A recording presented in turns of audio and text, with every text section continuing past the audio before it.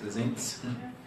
Só esperar o nosso cinegrafista aqui que está fazendo foi incumbido da responsabilidade.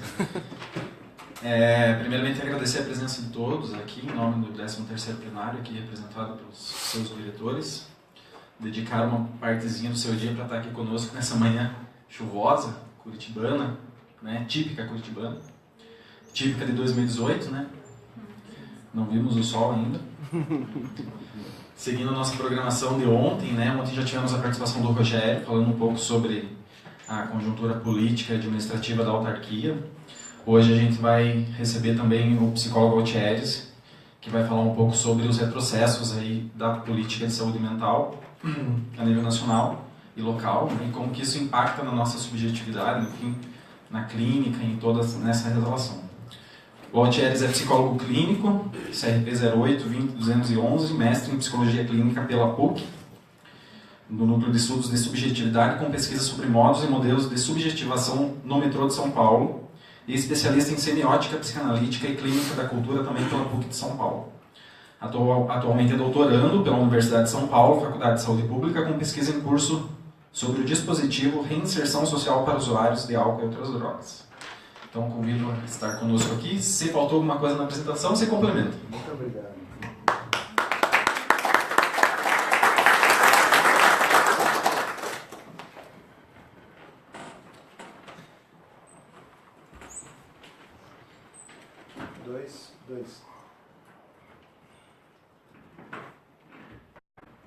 Dois. Bom dia. Bom dia. Bem, vou falar com o microfone, precisamos do microfone, pode ser, né? Porque tem a transmissão. Bom, muito obrigado pelo convite, agradeço aos colegas do CRP pela oportunidade, me sinto muito prestigiado em poder dividir esse espaço aqui com vocês. Espero e torço para que seja uma manhã produtiva, que seja um encontro produtivo aqui para ambas as partes. Pela encomenda aqui que eu assumi, uma encomenda até certo ponto robusta, pelo tema e pelo contexto histórico que nós atravessamos, a gente precisava um pouco mais de 1h30 para tratarmos com a seriedade que precisamos. Tantos assuntos, talvez é uma encomenda de um mini curso, enfim. Mas eu vou tentar lançar aqui algumas proposições mesmo, né, sobre isso que eu tenho chamado, né, dos atravessamentos que os desmontes das políticas públicas, aí a gente pode pensar tanto em nível nacional quanto em nível local. Em nível local, claro, cada um nos seus respectivos cotidianos de trabalho, diferentes cidades aqui representadas, né? Mas eu vou me ater especificamente a uma questão de Curitiba, envolvendo um pouco os CAPs híbridos. Como eu integro também o colegiado gestor da Abrasme, Associação Brasileira de Saúde Mental, Núcleo Carrano, Paraná. Nós temos chamado esse projeto de uma gambiarra institucional de fusão de CAPS-AD com uma outra jabuticaba curitibana chamada CAPS-TM, né? Em Curitiba tem umas jabuticabas, uma delas é o CAPS-TM. Então a ideia é trazer um pouquinho essa pincelada e pensar um pouquinho quais são, portanto, os atravessamentos que isso gera na prática clínica, para quem trabalha com clínica, ou na prática profissional, de certa forma, de equipes multidisciplinares, e, se tanto, ir um pouquinho mais além, pensar quais os atravessamentos que isso implicam na modulação de subjetividades. Então, como eu diria que é tema para o mini curso, eu trouxe aqui algumas linhas, né? Eu preparei algumas coisas, prefiro pecar pelo excesso aqui, então peço a paciência de vocês. Havia trazido alguns slides, mas aí também, por uma questão aqui de logística, eu vou seguir pela palavra, pelo papel, talvez me remeta a uma outra coisa do computador aqui. Tá? Então, primeira questão que eu gostaria de trazer é que, como creio que seja de conhecimento de todos, em dezembro agora, a Comissão Tripartite do Ministério da Saúde aprovou o que eles têm chamado de uma nova política nacional de saúde mental. Os colegas que estiveram nessa reunião comentam que foi uma reunião totalmente fake. Acho que isso é o termo, fake. Aquelas reuniões que você marca para começar às 8h30 da manhã, 9 horas em Brasília, desde as 7h30 as pessoas já estavam reunidas. Logo que começou a reunião, parece que em meia hora foi feitos os comunicados da alteração da Política Nacional de Saúde Mental. Algumas pessoas pediram a palavra, entre elas o presidente do Conselho Nacional de Saúde. A palavra foi negada e simplesmente ali, pelas figuras que ali estavam, o atual representante da Política de Saúde Mental do Ministério da Saúde, o Dr. Quirino, foi feita essas alterações da Política Nacional de Saúde Mental. Entre essas alterações, há como destaques, o primeiro título, que eles chamam de fortalecimento da RAPS.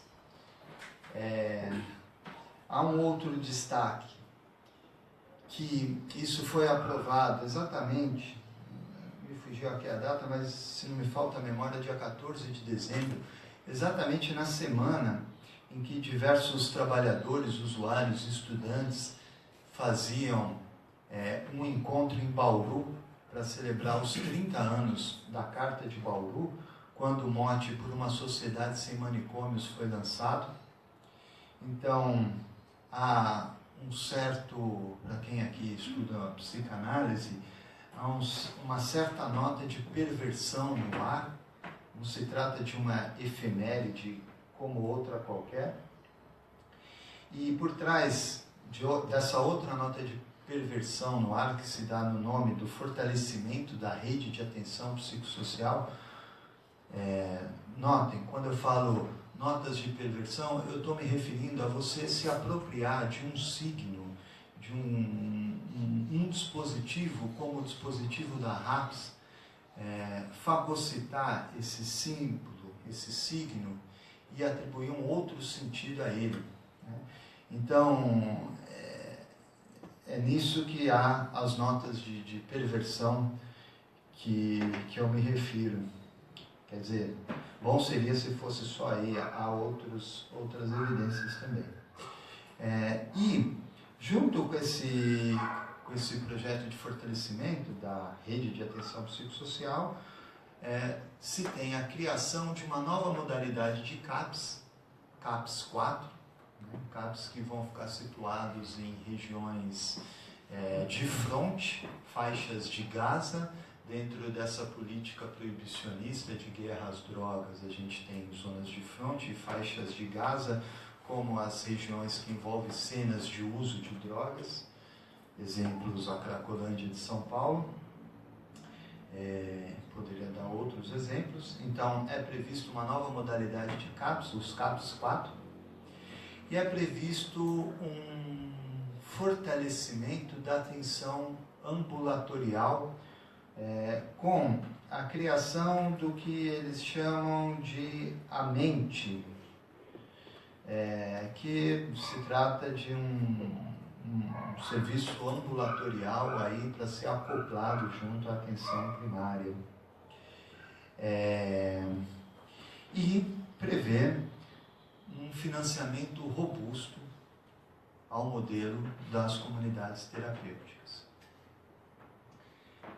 Então, eu gostaria de pegar exatamente esse ponto. Eu até trago aqui um destaque de um manifesto recém-divulgado pela Frente Paranaense em Defesa da Reforma Psiquiátrica e da Democracia, que está sendo briosamente aqui encampada pelo CRP do Paraná e por outras instituições como a Brasme Núcleo Carrano Paraná.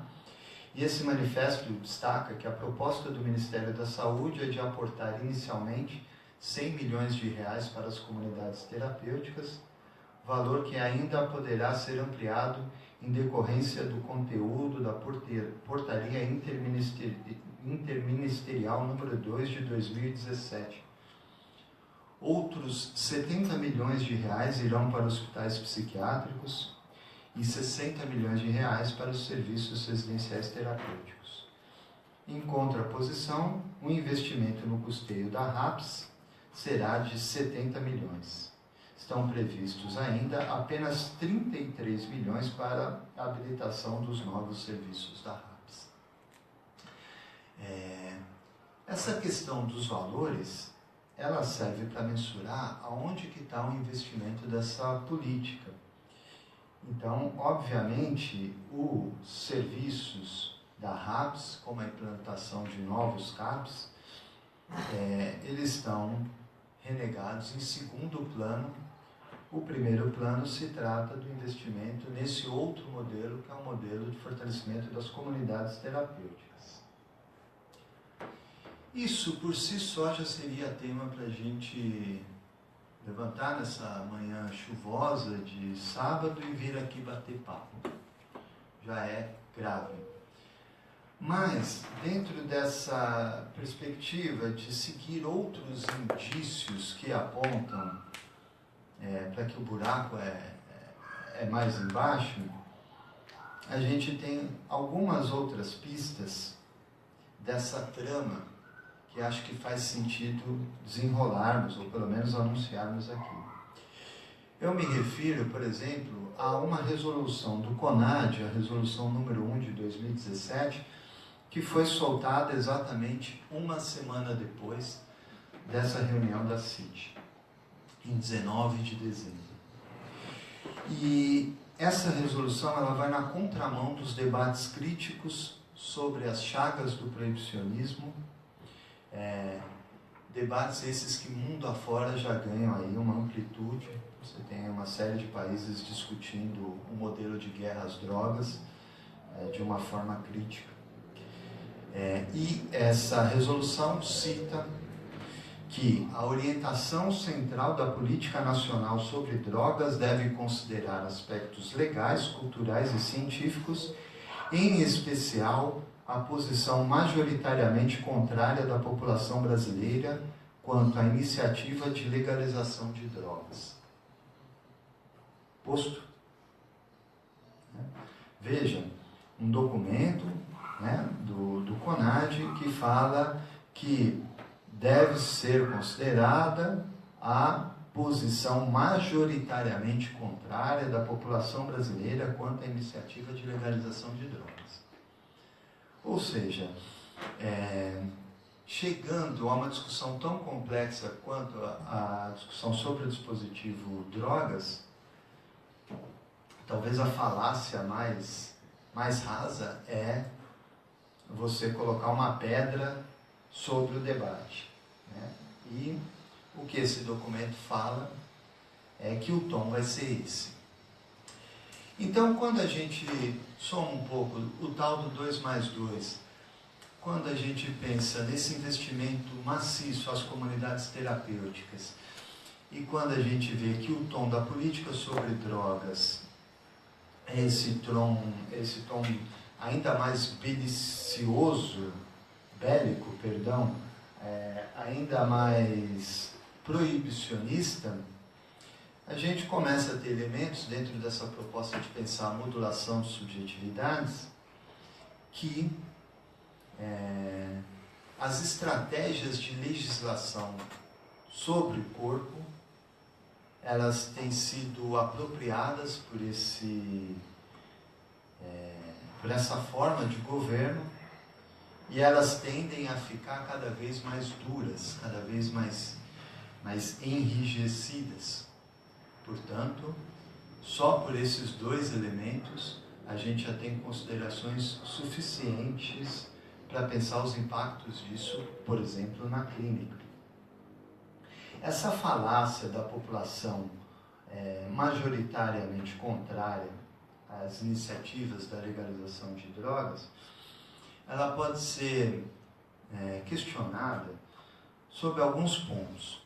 Primeiro, é que para você considerar a opinião da população sobre um determinado tema, você precisa de pesquisas fundamentadas em relação a isso e, se for fazer um negócio mais sério, se for fazer um negócio direito, quem sabe uma consulta popular que só pode ser feita depois de um debate. Né? Foi mais ou menos o que nós fizemos, por exemplo, em relação à questão do plebiscito do desarmamento, que teve aí há década e meia atrás. Logo 20 dias depois dessa resolução do CONAD, o jornal Folha de São Paulo soltou uma reportagem sobre uma pesquisa que eles levantaram, em que eles diziam que a taxa dos contrários à maconha recua para o patamar mais baixo da série histórica. Então, os contrários à maconha, que em 1995 era 81% da população, em 2012 eram 77% da população, agora recua para 65% da população. Então, evidentemente, essa população majoritariamente contrária, nesse caso específico a questão da maconha, da cannabis, ela tem tido aí, enfim, nós não estamos falando de um número estável, muito pelo contrário. O segundo ponto é que essa mesma pesquisa é uma pesquisa, enfim, de opinião sobre temas polêmicos.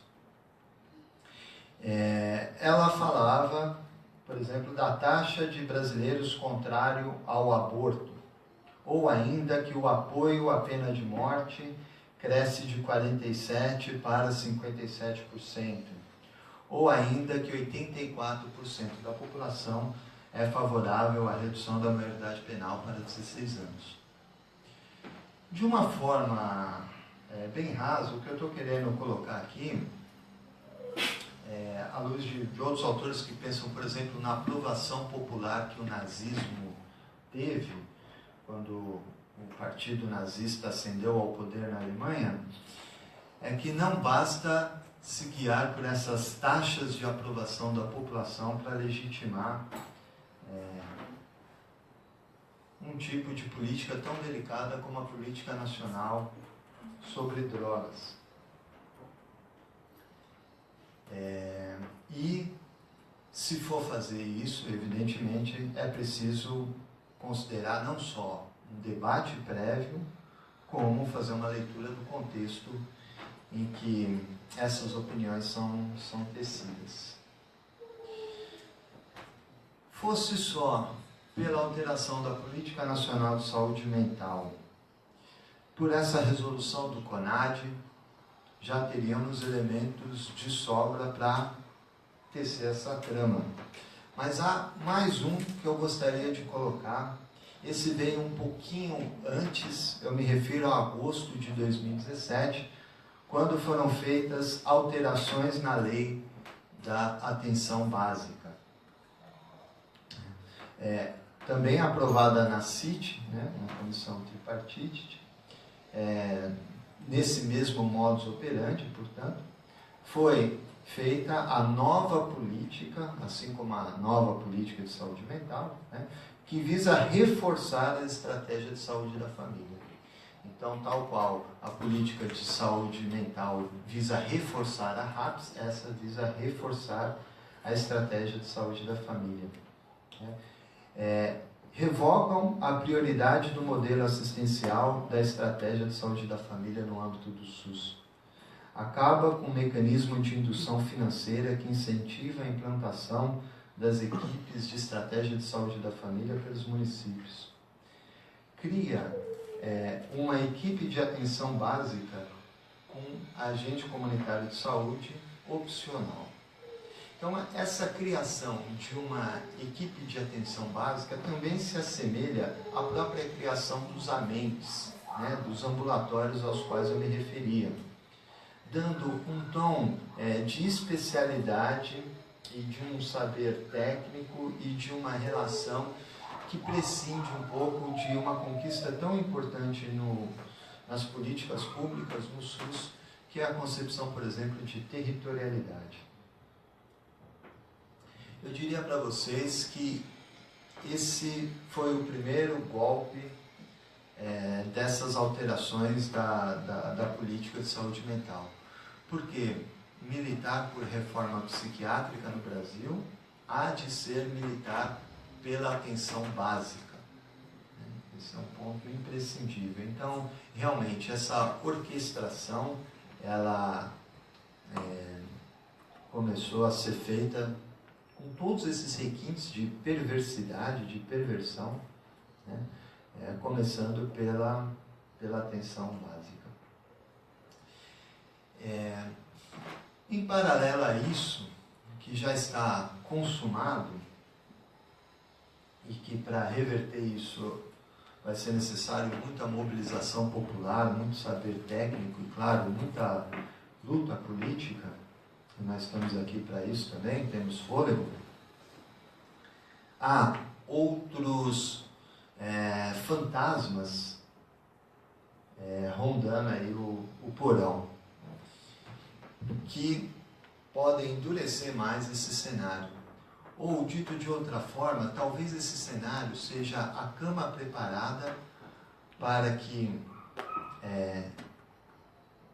o golpe final venha com a resolução, com a aprovação de alguns projetos de lei tramitando em nível federal. Eu me refiro, por exemplo, ao projeto de lei 37 de 2013 do senhor Osmar Terra. O mesmo senhor que, como sabemos, ocupa hoje o cargo de Ministro do Desenvolvimento Social e Agrário. O senhor Osmar Terra tem um projeto de lei de endurecimento das penas por tráfico e por porte de drogas. E eu gostaria de mastigar um pouquinho esse projeto de lei, até para a gente dar uma esculachada aqui em alguns pontos. Primeira coisa é que o projeto de lei traz uma definição de drogas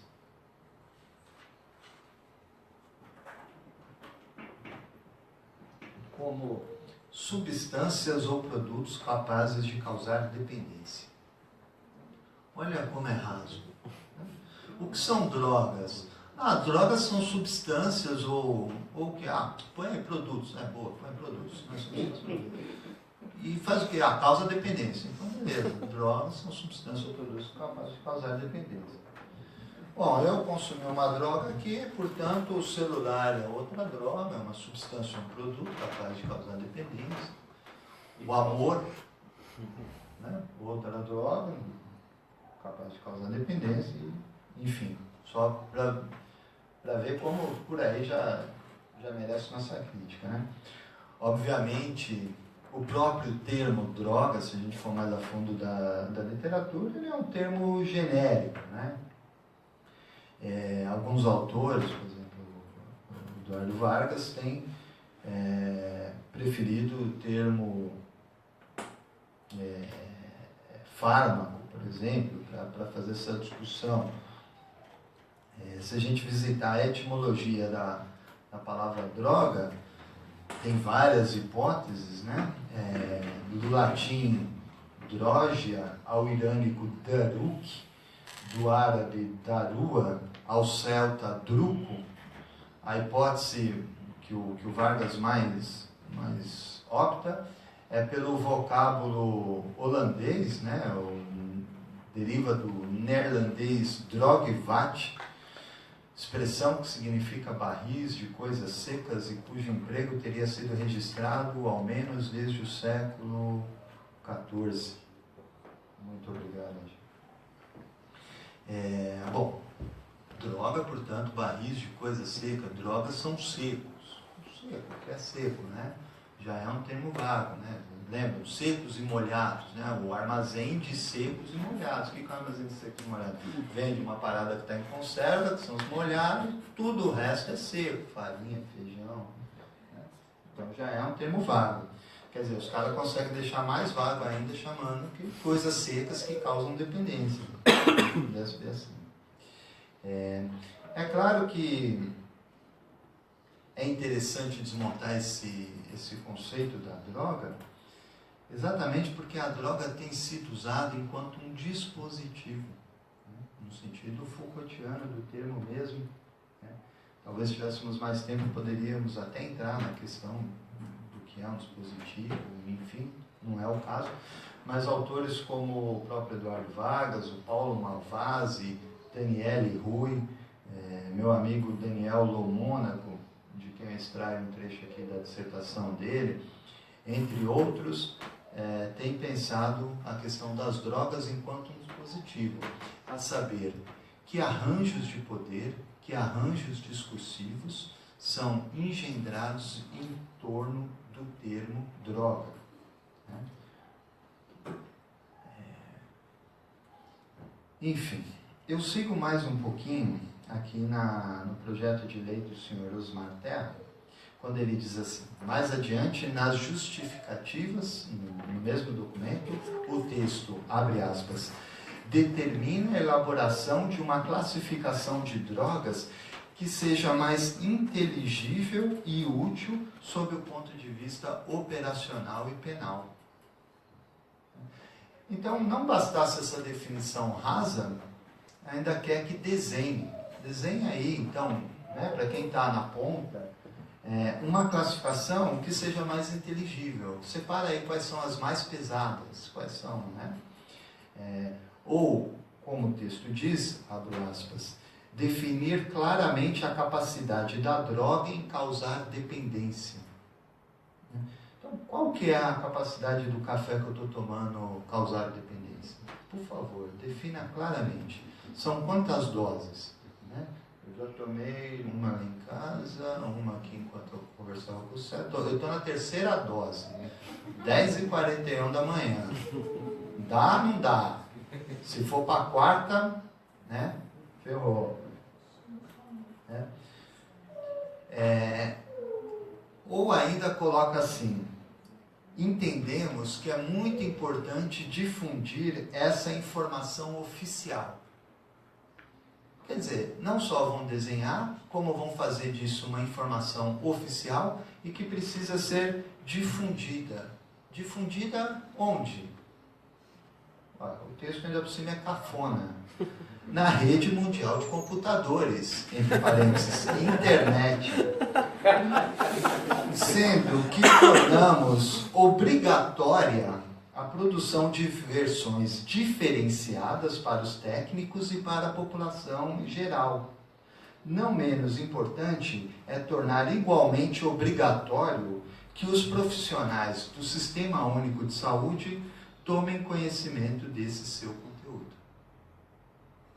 Notem, obrigatório 2 vezes na fala. Notem, um tipo, já é simplificado, um negócio que é complexo, né? Mas um tipo de tradução para a população em geral. Imagina como vai ser essa tradução. Quem vai fazer pode ser o José Luiz da Atena da vida. E outro tipo de tradução para os técnicos. Notem, obrigatório todo mundo que trabalha no SUS saber dessa versão oficial. A saber, 4 cafés às 10h43 da manhã é dependência. Não bastasse essa concepção simplista de drogas, o projeto do Osmar Terra propõe ainda a criação da rede e sistemas nacionais de políticas sobre drogas.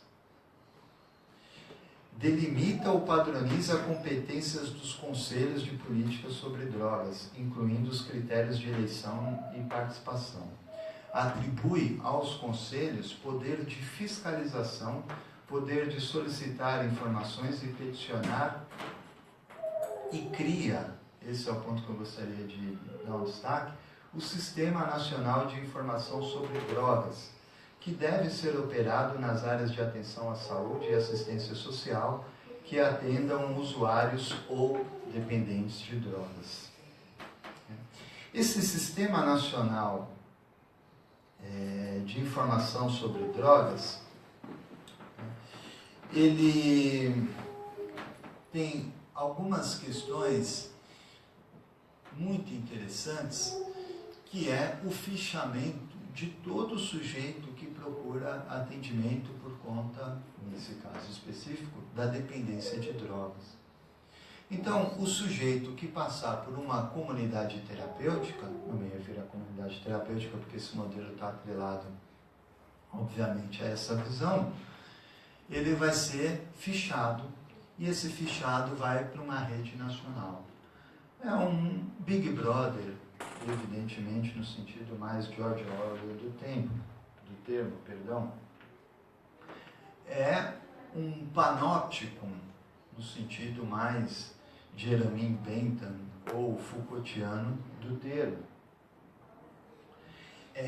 E esse camarada, Daniel Lomônaco, que eu me referia, ele está defendendo agora a dissertação de mestrado dele, e ele comentava que fez uma etnografia, o trabalho dele chama de Usuário para Usuário, uma autoetnografia sobre o consumo de drogas, em que ele também visitou algumas comunidades terapêuticas, seja por onde ele passou, seja depois como pesquisador. E nesse gap entre o tempo que ele passa como usuário em algumas comunidades terapêuticas e o retorno dele como pesquisador, ele vê como algumas coisas já estão mais sofisticadas. Não só a questão do discurso das comunidades terapêuticas tem sido aparelhado, não só a participação robusta desses setores em mecanismos de tomada de decisão como os conselhos tem sido ampliado, e federações como a FEPRACTA, Compacta, entre outras, têm sido criadas, como as comunidades terapêuticas já possuem um sistema de leitura biométrica. Boa parte delas já tem aquele... Tal qual quando a gente vai tirar a carta de motorista, precisa colocar o dedão ali, tal qual o Banco Itaú, ou o Banco do Brasil, não sei mais, qualquer você precisa deixar digital, as comunidades terapêuticas, já, algumas que ele visitou, já tem essa maquininha. Então, claro, em tempos em que seriados como Black Mirror dão uma tradução muito interessante dessas simbioses com a tecnologia, não é paranoia pensar o que esse Sistema Nacional de Informação sobre Drogas pretende fazer. Esse projeto de lei modifica e acrescenta também trechos importantes na lei penal sobre drogas, quando diz, por exemplo, vou ler aqui, o usuário ou dependente de drogas deverá ser avaliado por equipe técnica e multidisciplinar multissetorial, observando o seguinte: 1. É obrigatória a articulação entre normas de referência do SUS, do SUAS e do SISNAD na definição de competência, da composição e da atuação da equipe técnica que acolhe e avalia os usuários ou dependentes de drogas. E ainda cito um ponto. Tal lei preconiza a internação que, em tese, respeita até os critérios da Lei 10.216, mas insere um ponto aqui. A internação, né, então, diz aqui a lei, a oferta de leitos para internação vai ser feita de acordo com a necessidade estimada pelos dados do serviço do Sistema Nacional de Informação sobre Drogas. Então, obviamente,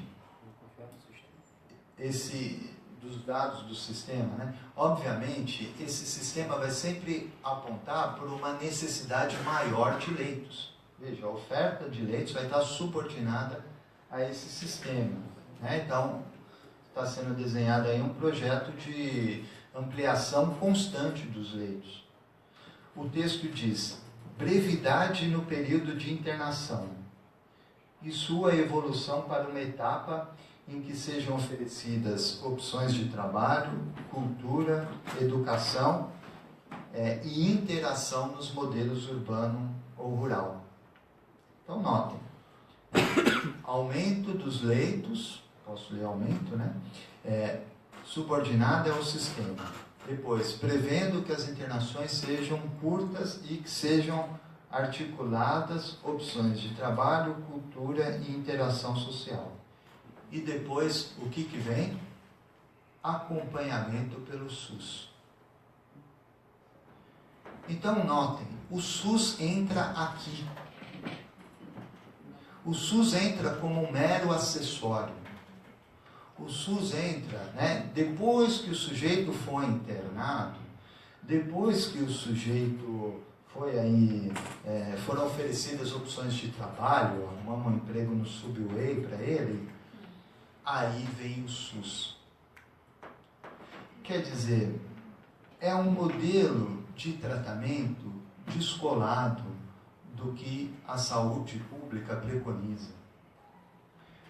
É um modelo de tratamento que coloca o SUS não como quem vai organizar o território, não como quem vai tentar diversas estratégias e abordagens, e caso elas não derem certo, a internação vai ser acionada dentro de um plano, um projeto terapêutico singular.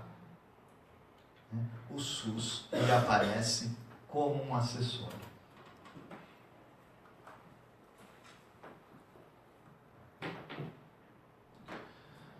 Tudo bem? Quer dizer, tudo bem?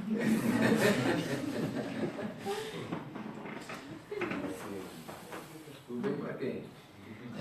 Mas tem umas pecinhas aí interessantes ser esmiuçadas para entender que essa alteração que foi aprovada em dezembro da Política Nacional de Saúde Mental está atrelada a esse contexto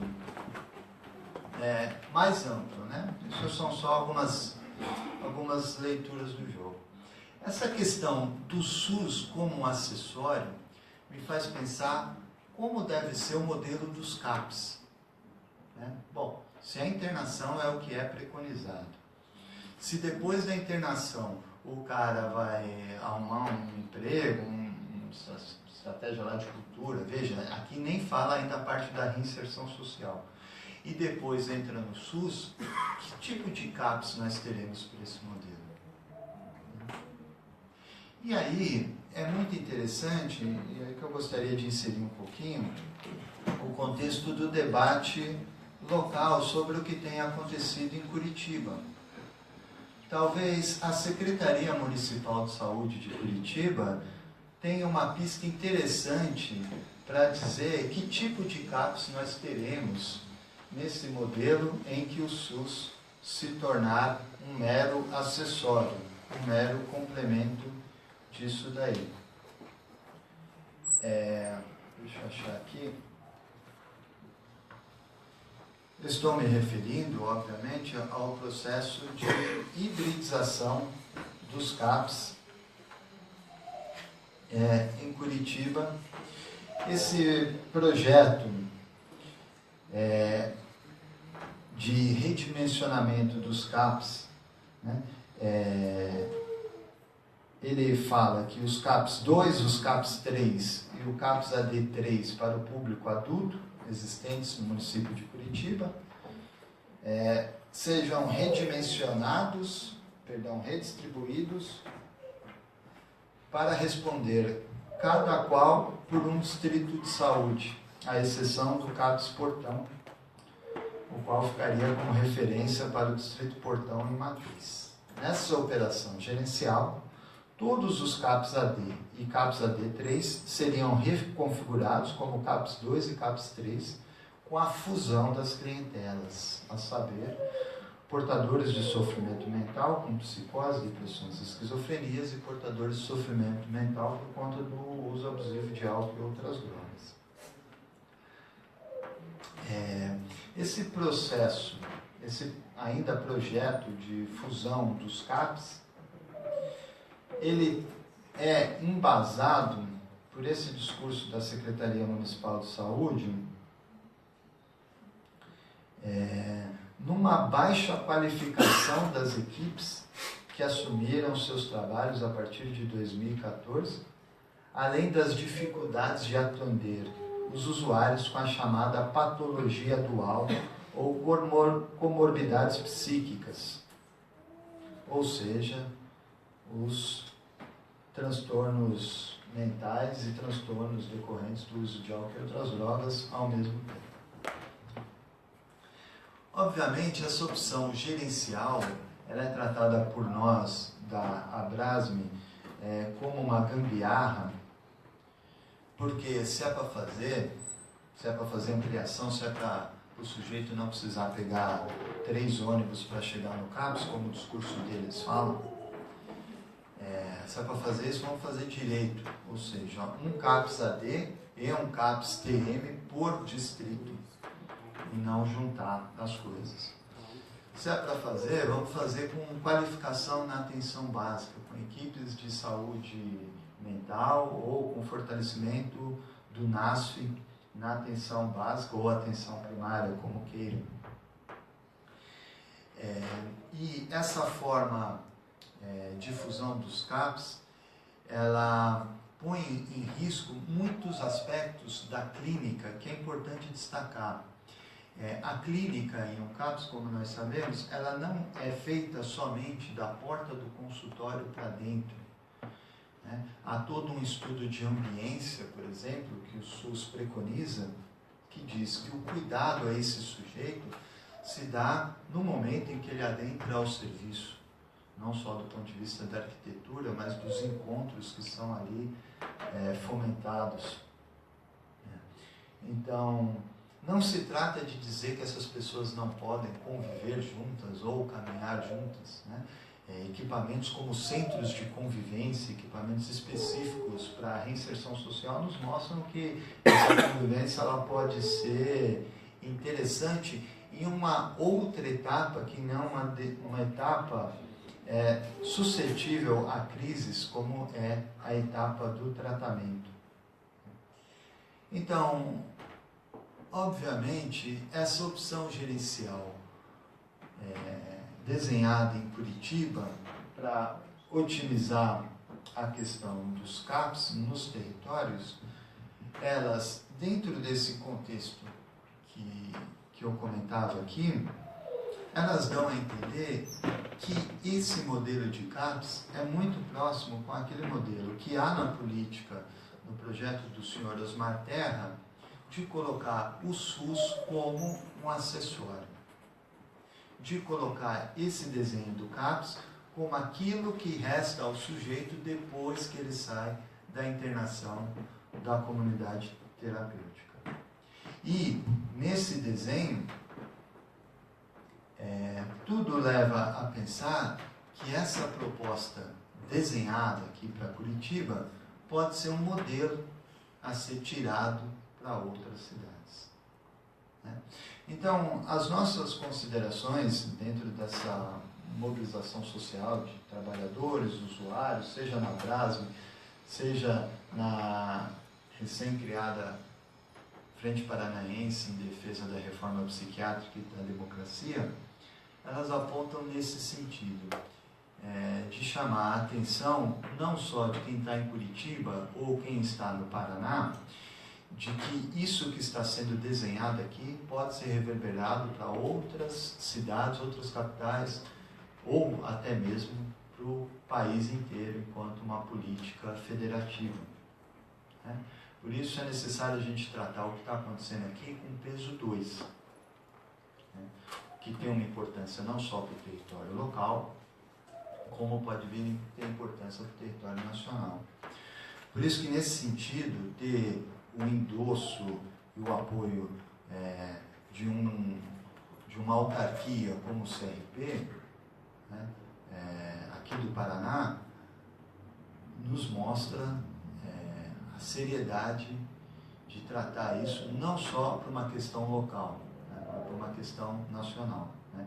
Mostra que esse apoio, por exemplo, do CRP a essa discussão, para além da questão técnica, traduz uma visão estratégica, uma leitura de contexto sobre o que está acontecendo no Brasil, e é bacana poder dizer isso para colegas de outras autarquias, de outros CRPs, de outras regiões do Brasil, que estão aqui presentes também, em nível nacional.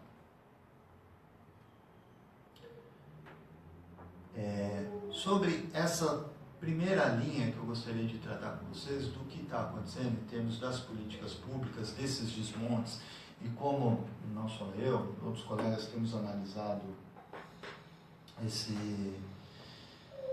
encadeamento de acontecimentos, era isso mais ou menos o que eu tinha aqui para tratar.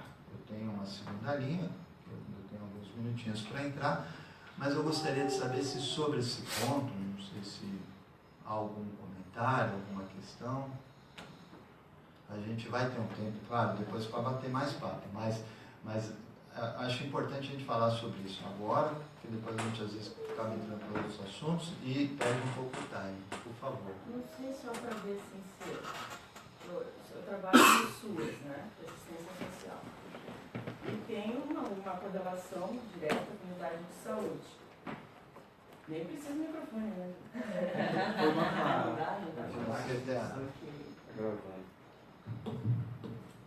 Então, bom dia, meu nome é Raquel. Como eu dizia, eu trabalho no SUAS, né, no CRAS, que é um Centro de Referência de Assistência Social. E tenho a minha prática ao lado de uma unidade de saúde. O que eu observo da prevenção básica, claro, eu vou falar pela minha vizinha, não estou dentro dela, mas eu observo assim, eu trabalho numa área que é de uso e tráfico, que é a Vila Torres, mais conhecida em Curitiba Impossível. Eu observo que não há buscativa para nenhum trabalho com usuários, tá? Sem falar de outras questões que envolvem polícia, precarização do atendimento, e assim, não há uma visibilidade de quem faz o uso ou de como está a vida das pessoas. E falas como assim, não, ele faz isso porque é pobre. Né? Então, assim, eu acho que é atrelado a um contexto muito maior, estrutural, mas não pode se dizer assim, o que leva a pessoa a fazer isso vai causar uma fissura que não é tratada no SUAS. Né? Ou nesse centro de convivência que não existe, nessa falta de visibilidade que não se tem. E CAPS pra gente, assim, ó, o último do último para a gente conseguir algum encaminhamento. Tem um CAPS para 3 regionais, não sei se, né, se entendem regional, mas digamos assim, 3 bairros para a pessoa chegar no nossa matriz e ele vai lá para Boa Vista. Então, há toda assim, além da falta de uma busca da pessoa para uma conversa, para ver como é que está se passando, o que se faz, ainda tem o empecilho de assim, você tem que ir lá naquele local. E isso falando de alcoolismo, droga, seja o nome, o conceito que se criar, porque eu não vejo psicologia para pobre. Né? Eu vejo o NASF que pouco aparece, que assim, quando eu falo que eu não posso falar da vizinhança, é porque assim, está precário. Pelas tuas falas eu ia perguntar isso, se é paranoia minha ou está assim, um foco na privatização, uma destituição do público, 33 milhões contra 70 milhões para uma comunidade terapêutica. Então, assim, precariza, que não serve e futuramente não vai existir. Que é o que eu, assim, tenho visto. Porque a gente faz só encaminhamento e ainda não visualiza, assim, resultado. Obrigada. Alguém mais tem algum comentário? A gente pode abrir talvez uma rodada, eu falo algumas coisinhas a respeito e a gente segue aqui o barco. Não sei se mais alguém tem.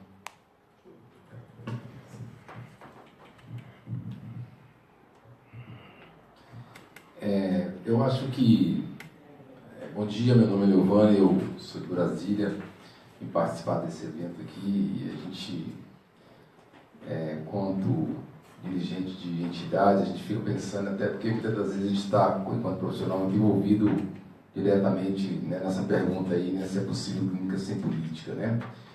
Eu acho que as respostas cada vez mais são dadas no sentido seguinte: quanto menos a gente se apropria das coisas, mais prejuízos a gente tem com elas, né? Quando a gente vê, por exemplo, distribuição de recursos financeiros para poder fazer a política e nos atender, por exemplo, né, a gente não palpita sobre isso, não se preocupa com isso. De certa forma, quando a gente vai buscar o serviço, é que a gente vê que de repente o serviço está funcionando ou não está funcionando, né?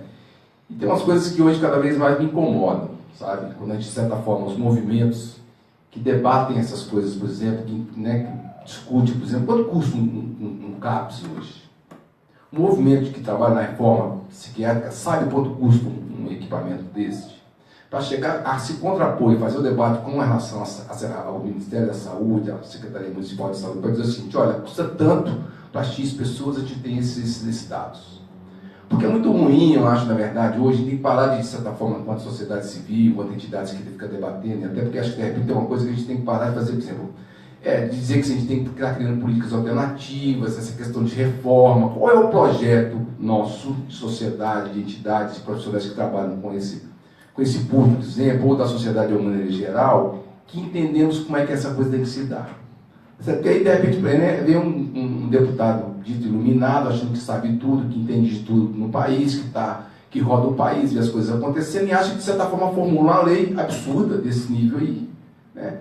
Vai ao Congresso, aprova um negócio desse, quando você vai ver, na verdade, na prática não dá para fazer. Completamente faz metade. O que vai fazer nessa lei aí? Só distribuir dinheiro para as comunidades terapêuticas. Entendeu? É efetivamente um processo que continua em termos de desvio de dinheiro público. Agora, qual é o nosso poder de controlar isso e qual é o nosso poder de construir o que é público? Certo? Quais são os debates que nós temos que entender para poder construir o que é público? De repente, que já passou da hora de falar em reforma psiquiátrica. Mas que reforma é essa? É financeira? É de espaço físico? O que é que nós temos que propor? Como é que é um CAPS? Qual é a estrutura física de um CAPS? Quantas pessoas tem que estar nesse equipamento? Então, assim, acho que a gente tem que parar de reformar coisas que, de repente, muitas das vezes, irreformáveis, para criar, de fato, um projeto de estrutura, de política, de ação, como você está dizendo aí. Está se criando um piloto aqui no Estado, porque o ministro é desse Estado, né? Escolheu aqui para poder, de certa forma, ir atrás dos votos, para poder mostrar para as pessoas que ele tem uma preocupação com o Estado dele.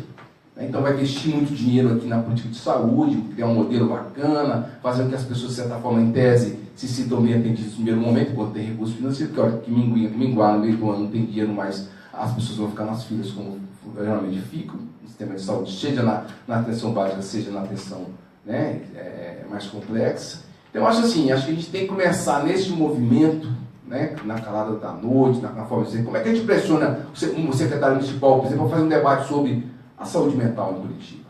Por que nós vamos levar de elementos para ele, por exemplo? Nós vamos dizer o seguinte: você não vai desmontar os CAPs que existem e vai ter que montar um tal bairro, nesse modelo. Tá certo? Porque senão a gente não vai sair dessa prefeitura, não vai sair da Secretaria de Saúde enquanto de repente essa coisa não acontecer. Porque é muito cômodo, né? A gente está lá em Brasília determinando as coisas para o país inteiro e de repente a FUS pode funcionar muito bem em Curitiba, mas vai funcionar no lixo lá em Manaus.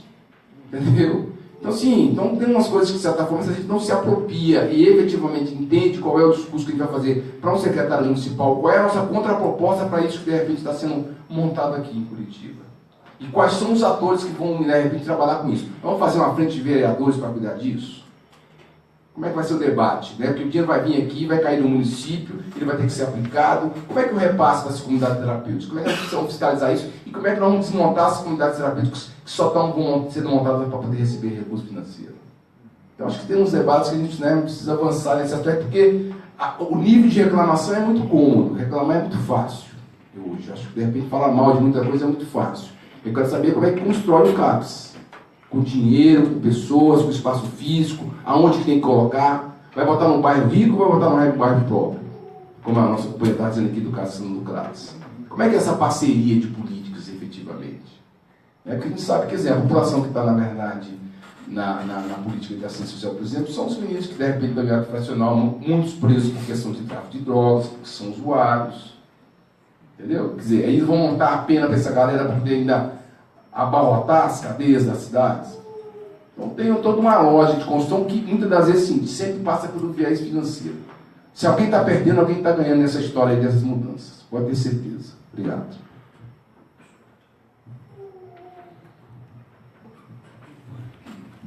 A gente doa ele pro DF. A gente recebe lá. Bom dia, meu nome é Mike, eu sou conselheiro do CRP 09, Goiás, e estou em serviço, né, de ponto como coordenador de 2 equipes de consultório na rua, em uma cidade da região metropolitana de Goiânia. E eu também me preocupo, assim como o Leovani faz alguns questionamentos, mas eu me preocupo que a gente, enquanto autarquias, falando no geral, enquanto movimento social, tem ficado muito na questão da nota de repúdio, da nota de desagravo, e a gente não está vendo ações efetivas, né, dessas entidades e do movimento. Eu estive no encontro de Bauru e eu senti falta da gente fazer um debate mais aprofundado, e aproveitando que era um espaço de usuários também, porque a gente sempre fica num debate muito academicista e de técnico para técnico, do que de fato são os manicômios na atualidade. Os manicômios, como a gente tem o clássico lá de Barbacena, né, no Em Nome da Razão, pretensamente já não existem mais. Mas quais são os manicômios de hoje? Será que só são as comunidades terapêuticas que estão em uma lógica manicomial? A minha realidade lá em Goiás diz que não. A gente tem CAPS que está em uma lógica manicomial fazendo triagem para mandar para a comunidade terapêutica. E olha que a comunidade terapêutica nem entrou ainda na RAPS de fato, né, digamos assim. Então eu fico preocupado com isso e me preocupa muito mais, porque a gente já tem um debate no SUS de onde esse CAPS precisa estar. A gente trata da questão da territorialidade. A gente tem um debate no SUS sobre a integralidade da atenção, mas me preocupa a questão da formação de quem vai para dentro desse serviço. Porque você pode ter dinheiro, você pode estar no território, você pode ter outros dispositivos da rede de atenção psicossocial para fazer essa interlocução, mas se quem está no serviço não tem uma formação ética, estética e política, esse serviço é uma porcaria. Então eu fico preocupado de que modo a gente pode, quem está no serviço, de algum modo dialogar com a academia, para além de sair do seu serviço, ir lá e fazer uma pesquisa, uma dissertação, uma tese para falar do serviço, mas de que modo a gente pode atuar de fato junto com a academia para formar esses indivíduos que estão vindo. Porque quem está no mercado não está, pelo menos na nossa realidade lá, não está muito afim de uma formação continuada. Bom, eu vou retomar a palavra aqui, vou pegar um pouco algumas questões que foram levantadas e vou seguir aqui com a minha segunda linha. Acho que eu tenho mais um tempinho aqui, né? Nosso encontro aqui é até 3 da tarde, mais ou menos, né? Meio-dia vem o tira-gosto aqui, pessoal, né? 18 horas. Isso, tá no planejamento aí, né? O tira-gosto vai ficar... Vai rolar um Marmitex aí pra cá. Vai rolar. Eu acho que são questões muito bem colocadas, assim, e se encaixam muito bem a esse contexto aí que a gente se propõe a discutir. Primeiro, em relação ao que foi comentado pela Raquel, né, no que diz respeito a como que se dá essa interlocução entre políticas, como a Política Nacional de Assistência Social, né, o SUAS e o SUS. E principalmente como que se dá esse contexto em diferentes territórios, né? Você citava ali a região do Capanema, né? E a própria ideia de estratégias de atenção, da atenção primária, ou estratégias de prevenção, né? É importante dizer que não bastasse todas essas peças aqui do quebra-cabeça, a gente tem mais uma, eu acabei não entrando nela pela questão do tempo, mas eu vou dar só uma pinceladinha, que é o projeto de lei do deputado Eduardo da Fonte, né, que institui o Estatuto de Prevenção ao Uso e Abuso de Drogas e dá outras providências, né? Então, pensa em como fazer um tipo de prevenção, nesse caso, ainda mais, vou usar o termo tosco, do que aquelas prevenções feitas, por exemplo, pelas estratégias, no mínimo, risíveis da polícia militar, que põe um leãozinho, PROERD, juramento de nunca usar drogas e coisas do tipo. Então a coisa está engrossando, né? Esse senhor, ele criou um projeto de lei que trata a prevenção, olha a definição, retardar ou evitar o contato para experimentação e ou uso de drogas lícitas e ilícitas. Né? Ele coloca no texto assim, ó, as estratégicas, né? Nenhum dos assessores dele revisaram o negócio, as estratégicas de prevenção não deverão produzir resultados inócuos ou iatrogênicos, a saber, respectivamente, sem resultados efetivos ou com resultados que estimulem comportamentos contrários à lógica de prevenção do uso e abuso de drogas. Né? Ou seja, ele vai fazer um tipo de prevenção que funciona, um projeto de lei que aí vai dar certo. Sei lá, vai vir com uma vacina, né? Você toma uma vacina e fica só nas 3 doses de café. Né? Esse projeto, ele também, de certa forma, assassina ou criminaliza as estratégias de redução de danos. Né? Quando ele diz que redução de danos, no seu artigo 11, vai ser feita através da distribuição dos insumos e deve ter a lógica da abordagem singularizada de modo a produzir resultados efetivos na redução do uso e abuso de drogas. Quer dizer, ele trata a redução de danos como redução de uso e reduz, do trocadilho, da redundância, a questão de distribuição de insumos. Né? Então, veja, há uma orquestração e um endurecimento, que acho que aí toca um pouquinho ao comentário que os colegas levantaram, que leva a gente a pensar como que deve ser a nossa atuação, nossa militância, nossa organização, ou, posto que essa fala que é feita no Conselho Regional de Psicologia, posto que nem todos os profissionais de psicologia trabalham na saúde pública, ou tem essa pauta do SUS em seu métier de trabalho, como que essa resistência transborda esses lugares institucionais e possa ser feito como uma resistência da própria categoria, da própria ciência, da psicologia.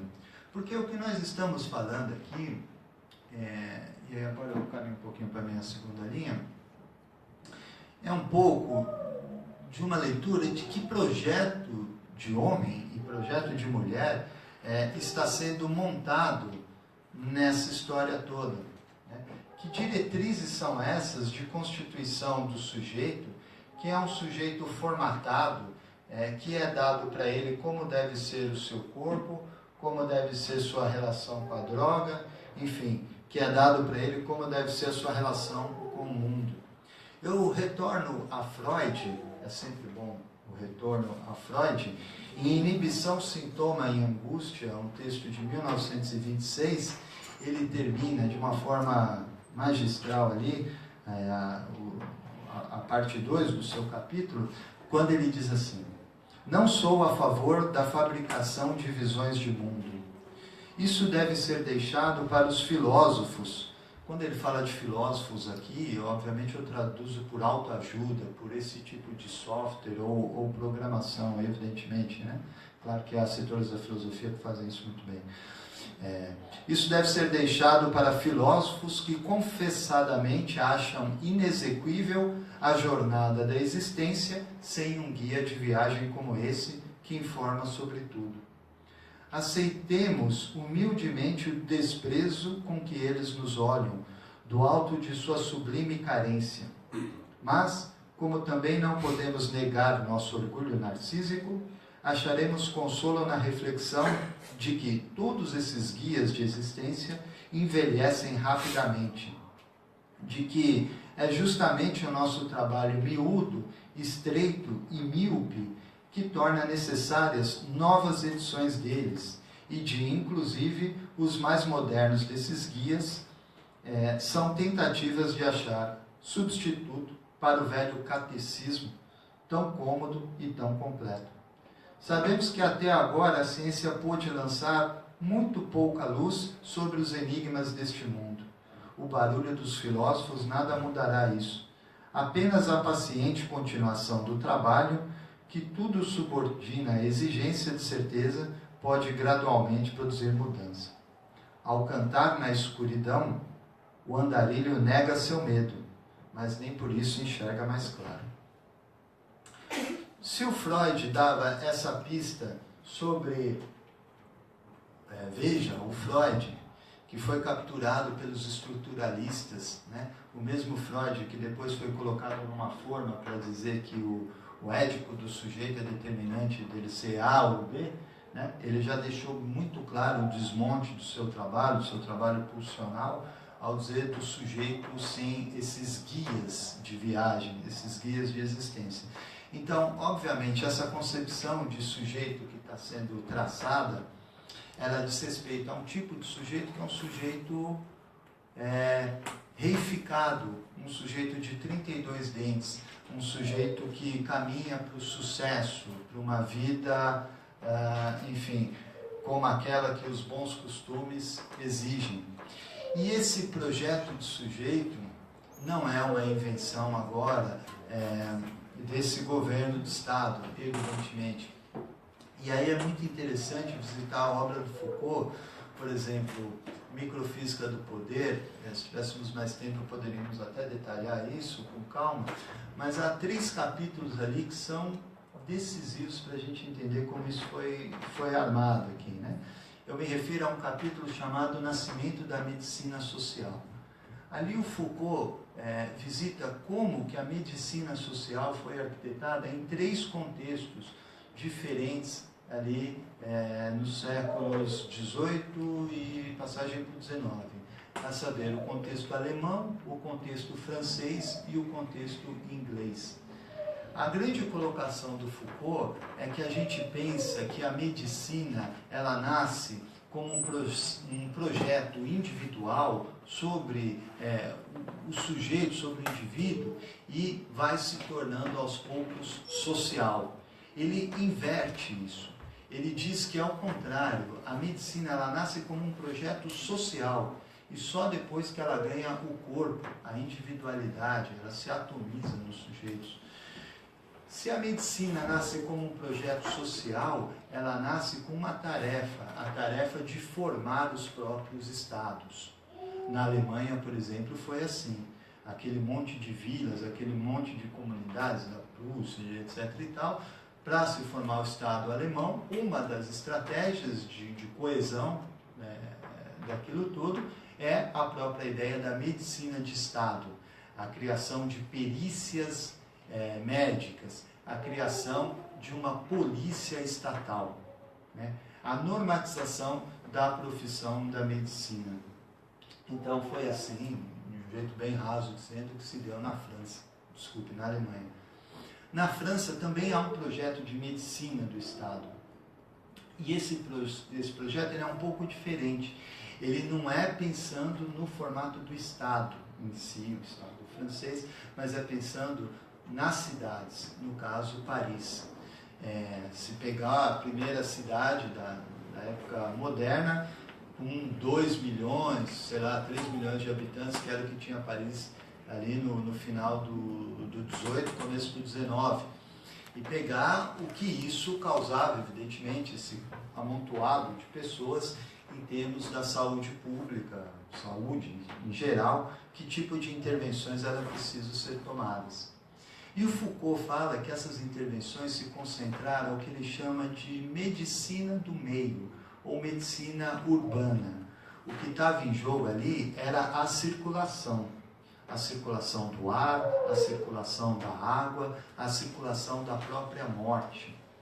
Ele conta, por exemplo, de um cemitério, o Cemitério dos Inocentes, que era um cemitério que foi literalmente transbordando, porque se a população cresce e aumenta o número de mortos, não tinha onde enterrar aquela galera, ia jogando nesse cemitério, a ponto de literalmente os corpos despencarem do muro para fora, era um amontoado. Então, imaginem o cheiro daquele lugar, né? por essas e outras, a obsessão, né, da questão do perfume na França, né, para neutralizar os cheiros. Ela vem dessa época. Há um romance muito interessante, é Patrick Suskind, O Perfume. Foi até feito um filme recentemente, Perfume, a história do assassino. Conta a história, cria a história de um cara, Jean-Baptiste Grinolles, que tinha essa fixação por perfumes, por odores, e é legal esse romance porque ele retrata especificamente aquele contexto. Você vai lendo o livro, vai cheirando mesmo como deveria ser um mercado ralo, um tanto de ratos. A própria fábula do flautista que encantava os ratos vem daí. Essa medicina da França, ela não é concentrada, portanto, nas pessoas. Ela é concentrada no meio, ela é concentrada na circulação. Há um terceiro projeto de medicina social, que é o inglês. E aí o Foucault diz que esse é o que deu mais certo. Porque ali, na questão do nascimento da Revolução Industrial, você pensa em como controlar a saúde daquela população, que era a população proletária, como você controlar epidemias como a epidemia do cólera, e a partir daquele sistema você tira um sistema muito interessante, que é como proteger diferentes classes. Então, a medicina inglesa, o Foucault assim chama, é chamada da medicina dos pobres. Ela é focada nos pobres, né? A quem podia pagar, entre um outro tipo de medicina privada. A medicina dos pobres, ela tinha inclusive a figura de censores que batiam de porta em porta para contar quantas pessoas tinham no domicílio. Qualquer semelhança com agente comunitário de saúde, batendo de porta em porta, ou com assistente social fazendo visitas domiciliares, não é mera coincidência. A medicina dos pobres, na Inglaterra, ela tinha uma espécie de dois organismos gerenciais, né? Então, um que cuidaria dessa medicina dos pobres e outro que cuidaria da regulamentação da própria medicina para quem pudesse pagar por ela. Qualquer semelhança com o Ministério da Saúde, que tem sobre a sua tutela o SUS e a Agência de Saúde Complementar, a Agência Nacional de Saúde Complementar, o Ministério da Saúde que tem que fazer um tipo de legislação para o SUS e outro tipo para quem paga convênio, não é mera coincidência. O que é importante, segundo Foucault, destacar é que esses projetos, eles são os projetos que dão o tom para como essa estratégia de controle da população vai ser feita em nome de um negócio chamado saúde coletiva, ou saúde pública, né? E ele fala isso muito bem quando fala da passagem de diferentes sociedades, né? Quando ele pega ali a passagem das sociedades da soberania para as sociedades disciplinares, por exemplo. Deleuze atualiza esse pensamento das sociedades disciplinares em sociedades de controle.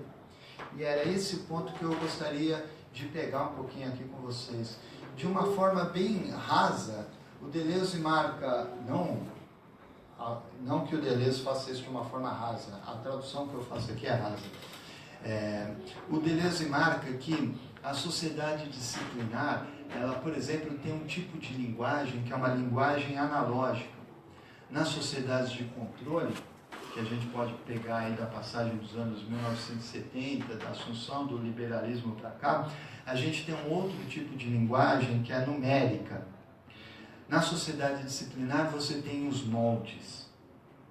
Nas sociedades de controle você tem a modulação.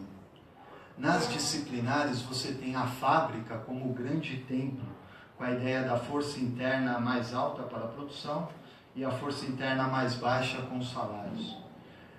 Se a fábrica é o templo das sociedades disciplinares, a empresa é o templo das sociedades de controle, com o sistema de prêmios, com o salário por mérito. As sociedades disciplinares constituíam os indivíduos em um só corpo. Isso tinha uma dupla função, tanto para a vigilância, a ideia do patronato, quanto, né, o seu vetor positivo, pensando assim, a mobilização das massas no que diz respeito aos sindicatos. Eles tinham um corpo para atuar. Nas sociedades de controle, você não tem os indivíduos em um só corpo, você tem a ideia da motivação, da iniciativa individual, do mérito, da concorrência. As sociedades disciplinares são aquelas da escola e dos cursos profissionalizantes. As de controle é a sociedade da formação permanente. Em uma você tem o exame, em outra o controle coletivo. Em uma não se parava de começar. Nas sociedades de controle nunca se termina nada. E aí ele vai detalhando, vai marcando essa passagem.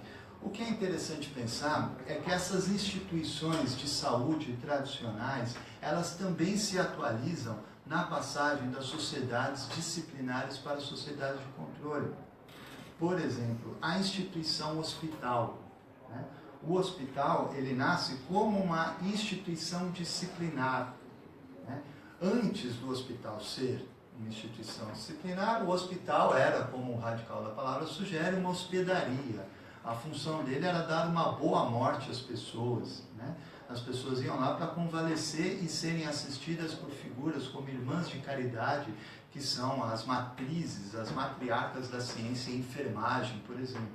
O médico não ia lá. O médico entra depois nessa história.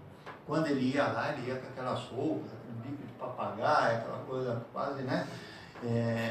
Chega quase como uma figura mítica ali. Né? Essa história de hospital com médico é um projeto das sociedades disciplinares. O Foucault fala muito no hospital em Marseille, uma região portuária que atendia muitos marinheiros. E aí os caras começam a ver, assim, marinheiros, no caso, militarizados. Eles começam a ver o seguinte, custa caro essa coisa de perder marinheiro, né? Então vamos pensar um hospital para tratar essa galera. E aí começava a ver que muito marinheiro chegava de viagem, dava um migué, tô com dor de barriga, vou ficar de quarentena para não voltar. Então eles começam a ter, por exemplo, inaugura uma ideia que é um sistema de prontuários, para saber quando que o cara entrou, quando o cara saiu, o que ele tem. Inauguram, veja só, qualquer semelhança com os dias atuais não é mera coincidência, um sistema de colocar fitinha no braço do cara, para saber quem que está lá que é paciente. Né? Hoje tem isso, né? Você vai no hospital, protocolo de manchas, não sei o que, já mete uma pulseirinha no seu braço, já vem de lá. E inaugura todo um sistema de vigilância. O hospital nasce como uma sociedade, um desdobramento da sociedade disciplinar. E claro, os hospícios vão pegar esse vácuo aí. É muito interessante marcar que a gente primeiro tem o nascimento do hospício, só depois o nascimento da psiquiatria. Não é que a ciência, a medicina, a terapêutica recomenda a internação como uma terapêutica. É o contrário. A psiquiatria nasce de um contexto de isolamento, de internação. Essa inversão parece preciosismo, mas é muito importante de ser destacado.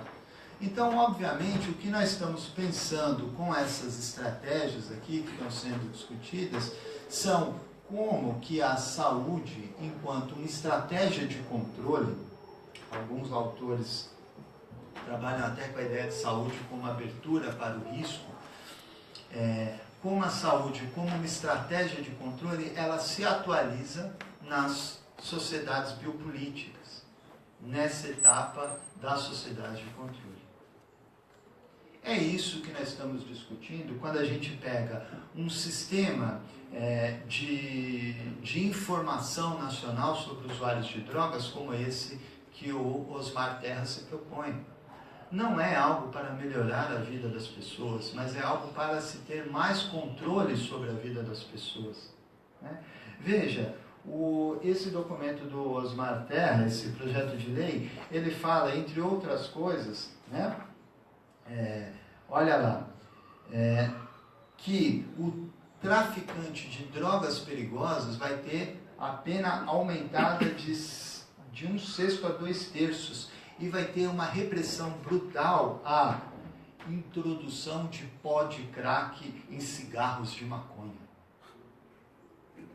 Então, quer dizer, o traficante que fizer a introdução de pó de crack em cigarros de maconha, né, vai ter a sua pena. Então, quer dizer, vamos lá, o traficante ele vende cigarros de maconha pronto, certo? Ele vende cigarros de maconha em caixinhas, né? Aí aquele que colocar pó, me responde, o que é pó de crack? que é policrack, né? Se o crack, o que é o crack se não a cocaína? Né? Quer dizer, você começa a ver um negócio sem sentido. E esse projeto de lei, em um determinado momento, ele fala assim, o usuário que for pego com drogas, além de ter a sua coisa aumentada, ele vai precisar, vou até achar o termo aqui para não ficar falando muito informalmente, mas que ele vai ter, aqui, vamos lá, certinho. O projeto de lei do deputado Osmar Terra acopla e modifica outros trechos importantes da Lei 11.343. Modifica o artigo 28, desta aumentando as penas para quem adquirir, guardar, tiver em depósito, transportar ou trouxer consigo para consumo pessoal drogas sem autorização. Quando para consumo pessoal, as penas deixam de ser aplicadas por um período máximo de 5 meses e passam a ser aplicadas por um período de 6 a 12 meses. Quando, no caso de reincidência, as penas deixam de ser aplicadas por um período máximo de 10 meses e são dilatadas para um período de 12 a 24 meses. E mais absurdo, insere nos itens que atribuíam ao juiz, além da já prevista admoestação verbal e multa, está lá no parágrafo 6 do artigo 28, um terceiro inciso com a seguinte redação: restrição dos direitos relativos à frequência a determinados lugares ou imposição ao cumprimento de horários. Pegaram? Deu para pegar? O cara que for pego com fumo, ou seja lá com o que for aqui, se ele responder como usuário, além, né, do que já existe, né, a admoestação verbal e multa, já está lá no artigo 28, ele vai ter restrição dos direitos relativos à frequência a determinados lugares ou imposição de cumprimento de horários.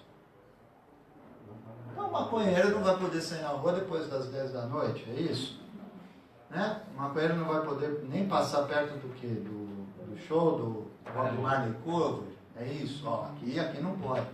Então, obviamente, a gente remonta um pouco essas estratégias, seja a estratégia da circulação das pessoas, da medicina do meio, né? Seja essa estratégia de como a saúde pública, o discurso da saúde coletiva, se atualiza em tempos de biopolítica. O que está em jogo aqui não é a consciência do sujeito sobre o risco que o uso de determinada substância vai causar, mas é esse projeto. Eu uso os meus 5 minutos aqui, que restam antes da gente abrir para essa rodada, para dizer que dentro desse projeto sobre proibicionismo, é muito interessante ver como as drogas consideradas lícitas passam desapercebidas. Eu me refiro a uma partilha moral entre o que é droga boa, o que é droga má. E aí, obviamente, não se menciona que o século XX, segundo alguns autores, o século das drogas, produz em termos de drogas, não só as ilícitas, como também as lícitas. Eu estou fazendo um estudo, isso aqui é mais para as coisas do doutorado, mas eu não posso deixar de passar aqui, sobre o trabalho da então Beatriz Preciado, o texto Yonke. E é muito interessante a forma como então ela chamava de a era farmacopornográfica, e define o século XX, esse momento, como a era farmacopornográfica, pensando não só a difusão de drogas, como a difusão de pornografia depois do período da Segunda Guerra Mundial, atrelado ao mesmo contexto. E aí ela vai falando não só das drogas psicoativas, como nós chamamos, como de uma série de hormônios, né? Seja o estrógeno, que é a molécula farmacêutica mais consumida na história da humanidade, né? Seja a metadona, comercializada a partir de 1947, indicada para quem faz uso de ópio e heroína, seja a invenção da categoria de gênero, seja a criação de elementos transurânicos como o plutônio e as novas formas de vulnerabilidade à vida, seja ainda a generalização do uso do plástico, a multiplicação artificial de átomos de carbono em larga escala, seja as cirurgias de alteração do corpo. Ela visita a primeira faloplastia em 1958 na Rússia, as próprias cirurgias plásticas estéticas, seja a comercialização de remédios como o secobarbital, que culminaram overdoses, como a overdose do Jimi Hendrix. Hoje a gente pega aí uma tríade, será Prince, Michael Jackson, aí falecidos por conta do uso de que os Estados Unidos têm considerado uma questão de epidemia em relação ao uso de drogas, que é o uso de opiáceos sintéticos, e se encaixa muito bem nesse contexto, até chegar na difusão aí da pornografia, especificamente com a produção de obras como Garganta Profunda, um filme de 1972 bancado pela máfia italiana, um dos filmes mais vistos de todos os tempos, entre outros pontos. Com essa ideia de farmacopornografia, o que Beatriz Preciado lança é a constituição de um novo tipo de sujeito. Ela diz que do mesmo jeito que a gente pensa na saúde, na psicologia, sujeitos depressivos, sujeitos histriônicos, sujeitos com déficit de atenção e hiperatividade, sujeitos melancólicos, a gente vai ter categorias como sujeito Prozac, sujeito testosterona, sujeito Rivotril, sujeito hífen, nome da droga.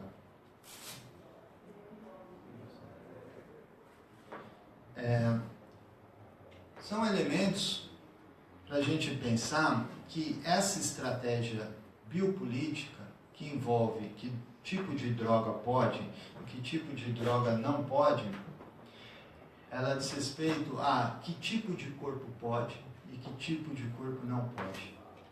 Obviamente, isso nos faz pensar qual é a droga mais perigosa que a gente já teve. Do ponto de vista dessa organização social, eu não creio que o álcool seja a droga mais perigosa que a gente já teve. O que o álcool pode causar de abalos nas estruturas, tal qual as estruturas estão hoje? A gente vai lá, enche a cara de cerveja, fica barrigudo, bate o carro, tem algumas epifanias no bar, mas no dia seguinte da ressaca não conseguimos mudar muita coisa, mal conseguimos sair da cama. E as ressacas vão ficando cada vez mais longas com o passar do tempo. Quando adolescentes duravam horas. Agora eu já estou tendo ressacas de dias. Não desejo isso para ninguém. Se a gente pensar drogas perigosas, do ponto de vista da organização, do status quo, a gente tem algumas drogas alucinógenas, essas sim como grandes perigos. O acoplamento que as sociedades na contracultura tiveram com LSD, por exemplo, foi um acoplamento explosivo, do ponto de vista de abalo de alguns modos de subjetivação até então dominantes. Não atribuo a droga à contracultura, mas vejo no acoplamento do sujeito com drogas como LSD um catalisador interessante. Então, obviamente, esse tipo de discussão sobre partilha moral da droga, ao qual eu me referia, e controle biopolítico que é feito em torno disso, nos leva a pensar que essa questão do proibicionismo é um desdobramento desse tipo de constituição de sujeitos, desse tipo de biopolítica.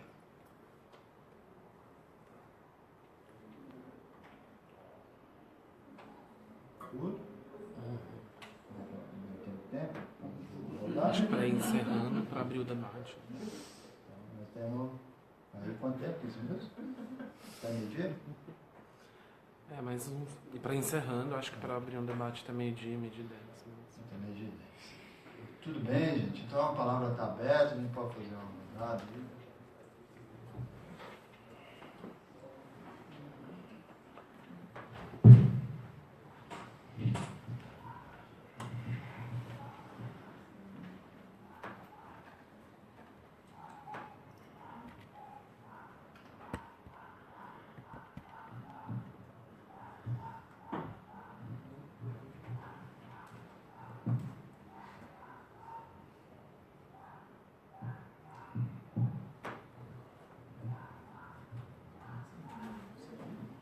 Se quiser prosseguir mais um pouco. Tudo bem? Deu aí, deu certo? Uma coisa aí, pra falar recuperado. Desculpa aí, gente. Fala com a moça. Bom, da minha parte, acho que é esse aí. Agradeço muito a oportunidade, não sei. Claro, tem mais coisa para falar aqui, mas nem pensamento. Hoje é só o começo. Vocês têm a tarde, né? Não. Disso. Suas participações. Eu só encerro aqui dizendo um pouquinho. Eu tive a sorte na vida de ter estudado com muitos bons professores. Um deles foi o Peter Paul Pelbert, da PUC de São Paulo. E sobre essa questão da biopolítica, ele dá a seguinte chave, que a gente pensa muito essa história da biopolítica, do controle sobre os corpos, de como o capitalismo toma de assalto todas as esferas da vida, né? Portanto, já não faz mais sentido a gente pensar em uma consciência alienada, né? Textos como o que a Beatriz Preciado, então Beatriz Preciado, hoje Paul Preciado, trazem, vão muito nesse sentido. Não é a consciência que foi pro saco, não é a consciência que foi alienada pela mídia, etc. e tal. É o corpo inteiro, né? É a nossa forma de gozar, a nossa forma de morrer, a nossa forma de adoecer, a nossa forma de nascer, a nossa forma de lidar com a frustração. Tudo isso foi colonizado, né? Por isso a ideia do governo de si, que o Foucault trabalha, como isso vai ser instaurado, por isso a ideia da biopolítica, por isso essa questão tão ética que atravessa a nossa profissão, que é o tipo de sujeito em nome de que a gente se propõe a fazer essas intervenções. Mas o Peter diz algo assim: se por um lado esse vetor da biopolítica é o que oprime o corpo, é aquilo que, para usar a expressão do Agamben, separa o que o Agamben chama de zoé e bios, que é do grego, né? Zoé, o zoe, né? De onde vem zoológico, de onde vem animal, por exemplo, se diz respeito a um tipo de vida que, essa aí pode ser descartável, é a vida do animal. E bios não, se diz respeito a uma forma de vida que, essa aqui vale a pena ser investida. Por isso, uma zoologia diferente de uma biologia. O Agamben pega essa chave de leitura, esse termo do grego, para dizer, quer dizer que existe vida que não vale a pena? Então ele chama isso na sua obra de vida nua, né? Que é o que a gente fala de vidas descartáveis. E aí a gente volta à questão que a Raquel levanta, né? Como deve ser o cerceamento de uma comunidade como do Capanema, né?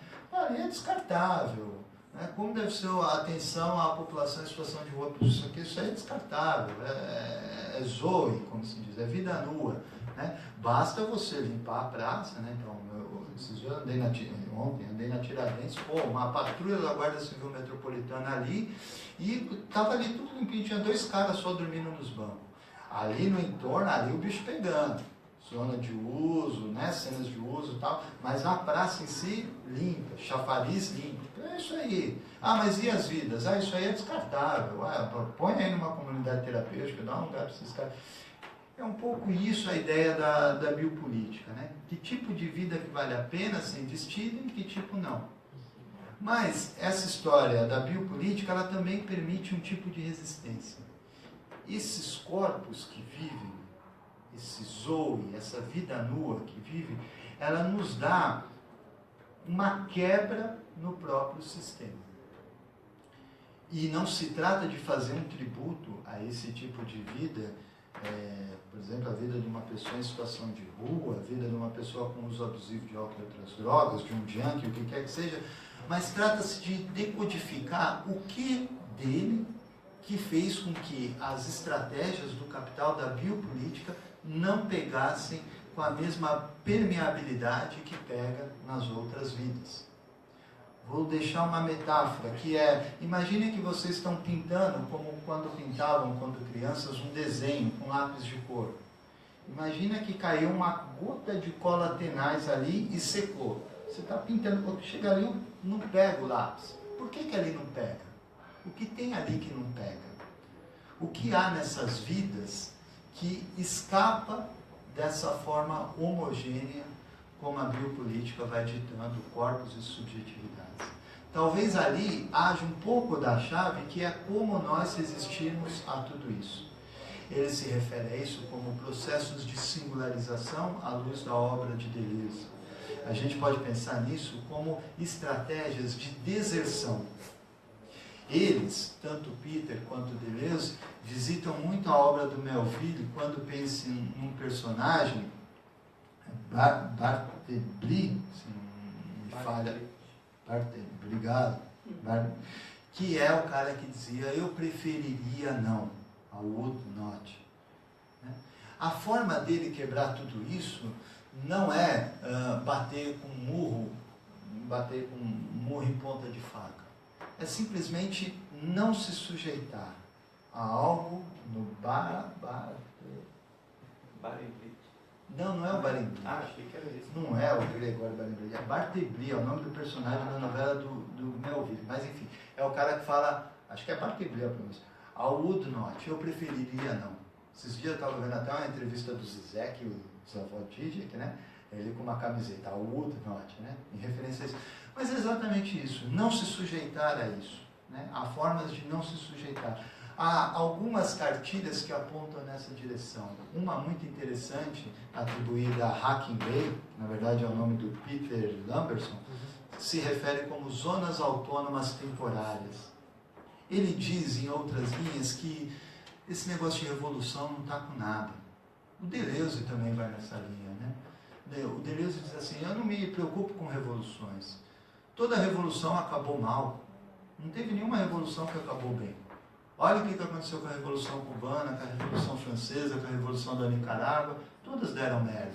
Todas deram, né, grupos de poder tentando se perpetuar no poder. Eu me preocupo, diz o Deleuze, com o devir revolucionário. Esse sim é importante. O Hacking Bay diz assim, mais importante do que a revolução é o levante. Eu acho que essas são chaves de leitura para a gente pensar dentro dessa modulação de subjetividades como sobreviver a tudo isso. Seja pelo levante, não o levante de quem vai dar murro em ponta de faca e perder emprego, vou aprender isso um dia, mas um tipo de levante, né, em que você consiga sair ao would not. Quando entrevistaram um dos manifestantes da jornada de junho de 2013, o Peter escreveu sobre isso, lhe chamou muita atenção que esse manifestante era perguntado insistentemente pelo jornalista da Folha de São Paulo sobre o nome, sobre o que fazia. Me fala aí, quem é seu nome? Não, você estuda? Não, eu estou aqui manifestando, não sei o que eu passo. Tá, mas você votou em quem?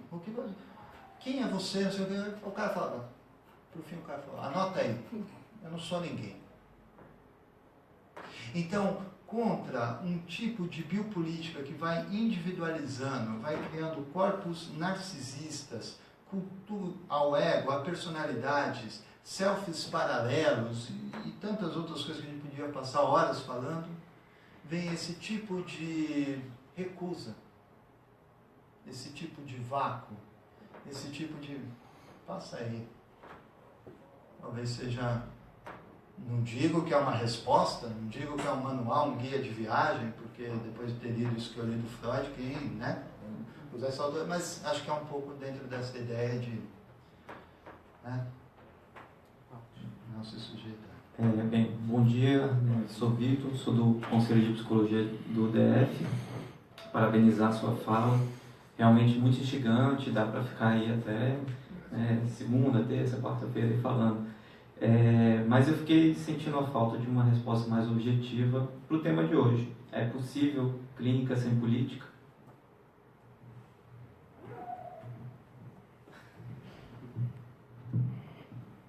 É isso? Não.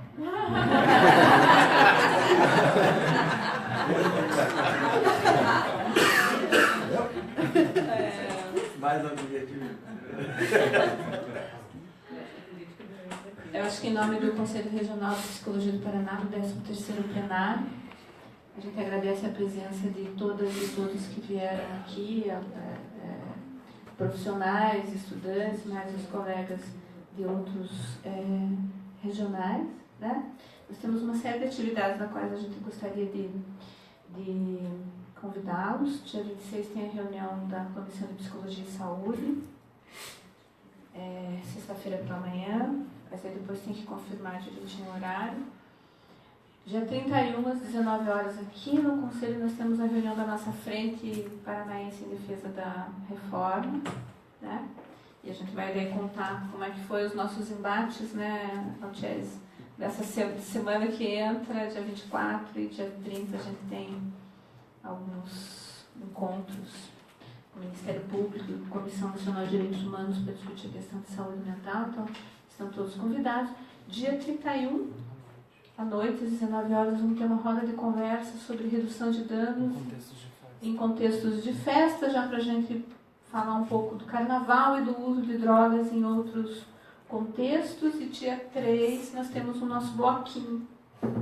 Nós vamos sair no Garibaldi e Sassis, fazendo uma intervenção de redução de danos com a questão do álcool, né? Então estão todos convidados. Gostaria de agradecer pela brilhante exposição do Alt.